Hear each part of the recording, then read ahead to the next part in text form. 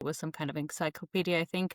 And there was a chapter about Jupiter and Saturn, their moons, and how there could potentially be some life there. But it was, hard for me as a child to even imagine how to get into something Mm, like basically looking for aliens. And being from Slovakia, there were essentially almost no options or opportunities to do any mm, space related things back home. So I knew that if I wanted to follow this passion, I would have to create the path myself, and mm, or should I mm. just take on a more practical job, which I think my parents would have been more relieved had I done that.